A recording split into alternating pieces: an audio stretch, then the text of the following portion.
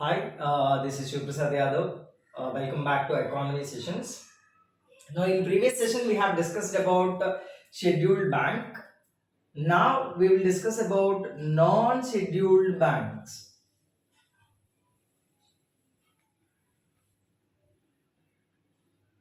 Now, what is a non-scheduled bank? The very basic criteria for scheduled bank and non-scheduled bank is there is a section in Reserve Bank of India Act 1934, that is section 42. There are some guidelines in section 42. If these guidelines were followed by the bank, then it is a scheduled bank and it will be placed in second schedule. That means if these guidelines were followed by that bank, these guidelines were met, then it will be placed in second schedule. If these guidelines were not met, then it is a non-scheduled bank. That is the basic difference between scheduled bank and the non-scheduled bank. Again, I am repeating. In 1934 Government of India Act, there is a section 42.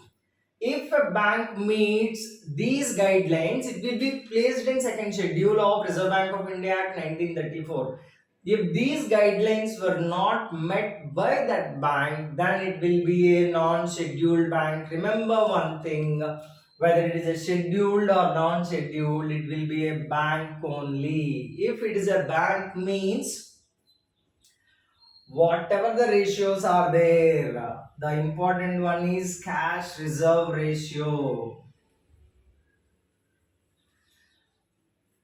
Scheduled banks are supposed to maintain cash reserve ratio and statutory liquidity ratio. Similarly, non-scheduled banks are also have to maintain these ratios.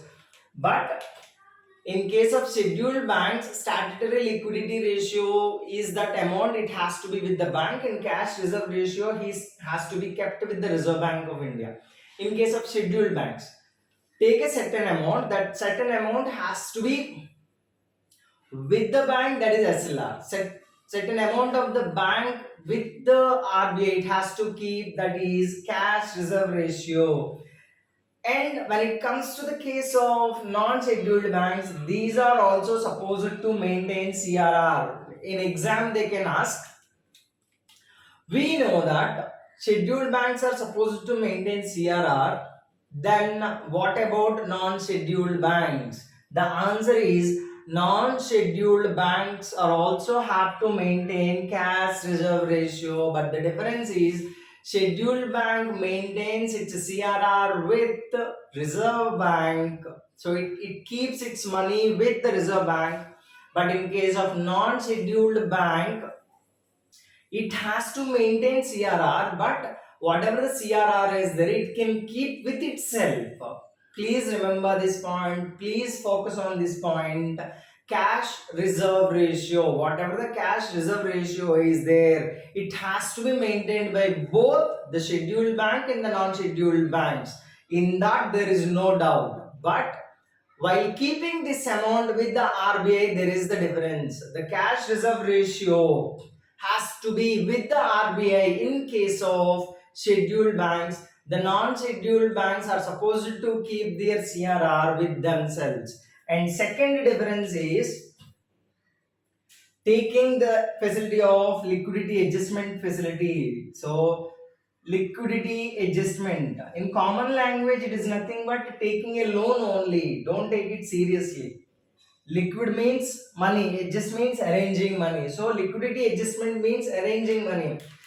In case of scheduled banks, they are having an added advantage of taking money from the Reserve Bank of India. Whenever they are in need of money, they can take. That facility will be there for scheduled banks. But when it comes to non-scheduled banks, there is no such possibility.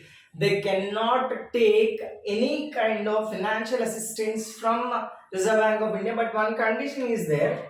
In emergency they can also take money from the Reserve Bank of India, although they are non-scheduled. Again, I am repeating the concept.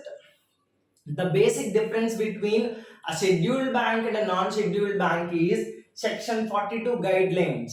If a bank meets the guidelines of section 42, then it will be placed in second schedule, then it will be called as a scheduled bank. If the bank fails to follow the guidelines or to meet the guidelines under section 42 of Reserve Bank of India Act 1934, then it is not placed in second schedule, so it is not a scheduled bank. It is called as a non-scheduled bank.